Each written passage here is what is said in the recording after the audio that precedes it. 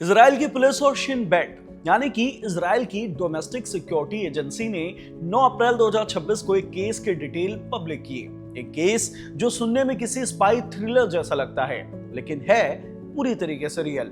कहानी है हाइफा शहर के एक 22 साल के लड़के की।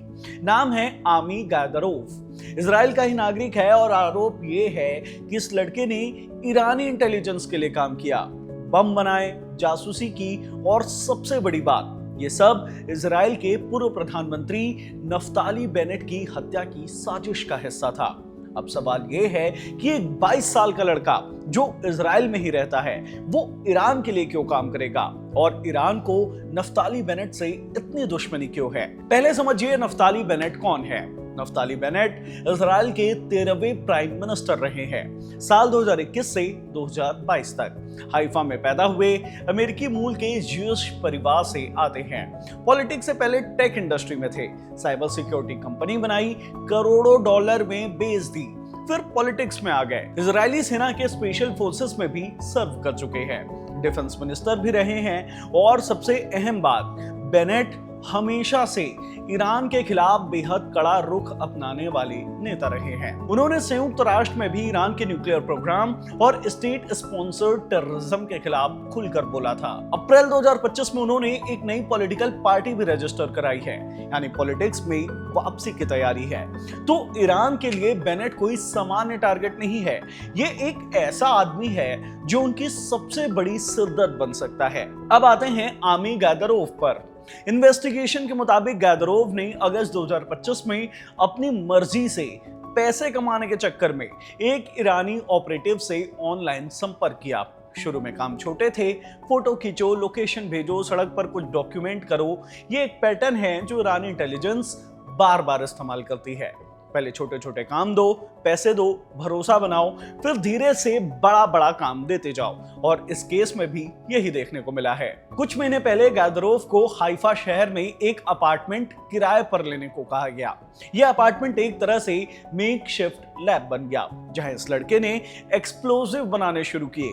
अपने हैंडलर से बात करने के लिए अलग से फोन खरीदे, बम बनाने का पूरा प्रोसेस वीडियो और फोटो में रिकॉर्ड किया और उन्हें ईरान भेजा ताकि उन्हें प्रूफ मिल सके कि काम चल रहा है। और ये सब किसके लिए? एक सीनियर फिगर की हत्या के लिए। रिपोर्ट्स के मुताबिक गायदरोव को ये तक नहीं पता था कि ये टारगेट कौन है, लेकिन गैग ऑर्डर हटाने के बाद मीडिया ने कंफर्म किया है कि वो सीनियर फिगर नफ्ताली बेनेट थे। गायदरोव अकेला नहीं था, उसने कुछ और लोगों को भी इस काम में शामिल किया। 2 और लोगों को भी गिरफ्तार किया गया है। इन पर आरोप है कि इन्होंने रॉ मटेरियल जुटाने में मदद की, एक्सप्लोजिव छुपाए और यहां तक कि उन्हें टेस्ट भी किया। एक रिपोर्ट के मुताबिक हाइफा के एक अंडरग्राउंड पब्लिक शेल्टर में इन एक्सप्लोजिव का ट्रायल रन भी किया गया था। इस केस में एक चौथा संदिग्ध भी है, जिसका नाम अभी तक पब्लिक नहीं किया गया है। लेकिन बात सिर्फ हत्या की साजिश तक सीमित नहीं है। फरवरी 2026 के आखिरी दिनों में इजराइल और अमेरिका ने मिलकर ईरान पर एक बड़ा मिलिट्री ऑपरेशन शुरू किया। इजराइल ने इस ऑपरेशन को रोरिंग लॉयन नाम दिया और अमेरिका ने ऑपरेशन एपिक फ्यूरी। 28 फरवरी 2026 को यह अटैक शुरू हुआ। इजरायली एयरफोर्स के करीब 200 फाइटर जेट्स ने ईरान के 500 से ज्यादा मिलिट्री ठिकानों पर हमले किए। Missile launchers, air defence, nuclear infrastructure सब निशाने पर थे। इस अटैक में ईरान के supreme leader Ayatollah Ali Khamenei भी मारे गए। ईरान ने जवाब में इजराइल पर सैकड़ों बैलिस्टिक मिसाइलें दागी। कई मिसाइलें इजराइल के उत्तरी हिस्से में गिरी, जिसमें हाइफा शहर भी शामिल था। और ठीक इसी जंग के दौरान गायदरोव को एक और काम मिला।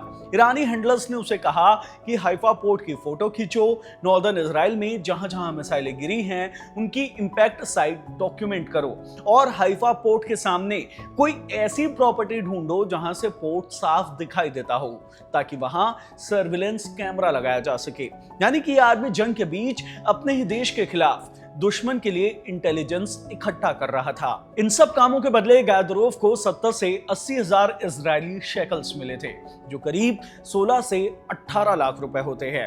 ज्यादातर पेमेंट क्रिप्टो करेंसी और डिजिटल वॉलेट्स के जरिए हुई। गैदरोव को मार्च 2026 में गिरफ्तार किया गया और अब इन सभी पर आरोप पत्र दाखिल होने वाला है। इन पर सबसे गंभीर आरोप लग सकता है जंग के दौरान दुश्मन की मदद करना, जो इजराइल में बेहद संगीन अपराध माना जाता है। अब ये कोई अकेला केस नहीं है। शिन बेनेट की जनवरी 2026 की सालाना रिपोर्ट के मुताबिक साल 2025 में ईरान के लिए जासूसी के आरोप में करीब 25 इजरायली नागरिकों और विदेशी निवासियों पर मुकदमे चले हैं। 120 से ज्यादा ईरानी जासूसों की कोशिश नाकाम की गई है और सबसे चौंकाने वाली बात, ईरान द्वारा इजरायली नागरिकों को रिक्रूट करने की कोशिशों में 2024 के मुकाबले 2025 में 400% की बढ़ोतरी हुई है। साल 2024 में भी 2023 के मुकाबले 400% की ही बढ़ोतरी हो चुकी थी। यानी एक तरह से एक्सपोनेंशियल ग्रोथ है ये। ईरान का तरीका बहुत ज्यादा कैलकुलेटेड है। टेलीग्राम, इंस्टाग्राम, व्हाट्सएप, एक्स ऐसे प्लेटफॉर्म्स पर हैंडलर्स फर्जी नामों से संपर्क करते हैं। शुरू में 50 से $200 देकर छोटे काम कराते हैं। ग्राफिटी स्प्रे करो, पब्लिक प्लेस की फोटो खींचो, फिर धीरे धीरे काम संगीन और गंभीर होते जाते हैं। मिलिट्री बेस की लोकेशन बताओ, नेताओं के घर की फोटो खींच लो और कुछ केस में बात हत्या की साजिश तक पहुंच जाती है, जैसे इस केस में हुआ है। पहले के कुछ केस भी आपको बता देते हैं। साल 2024 में मोती मामन नाम का 72 साल का बिजनेसमैन गिरफ्तार हुआ। इस पर आरोप था कि ये 2 बार ईरान गया, वहां ईरानी इंटेलिजेंस अफसरों से मिला और प्रधानमंत्री नेतन्याहू, डिफेंस मिनिस्टर और शिन बेनेट चीफ की हत्या की प्लानिंग में शामिल हुआ। पूछताछ में मामन ने कहा था कि अगर उसे कोई $10 लाख मिलते तो पता नहीं वो क्या कुछ कर बैठता। इसे 10 साल की सजा हुई। इसके अलावा तिबेरिया शहर से 2 यहूदी नौजवान गिरफ्तार भी हुए, जो शूटिंग ट्रेनिंग के लिए ईरान जाने की तैयारी कर रहे थे। एक और शख्स पर इजरायली न्यूक्लियर साइंटिस्ट की जासूसी का आरोप लगा। ये लिस्ट बहुत लंबी है। वॉशिंगटन इंस्टीट्यूट ने 2013 से 2025 के बीच ईरान के इजराइल में 49 ऑपरेशंस डॉक्यूमेंट किए हैं, जिनमें से 31 इजरायली नागरिक शामिल थे। इन 31 केसेस में कुल मिलाकर 45 से ज्यादा इजरायली इन्वॉल्व हुए। गिरफ्तार होने वालों की उम्र 13 साल से महज 73 साल तक रही है।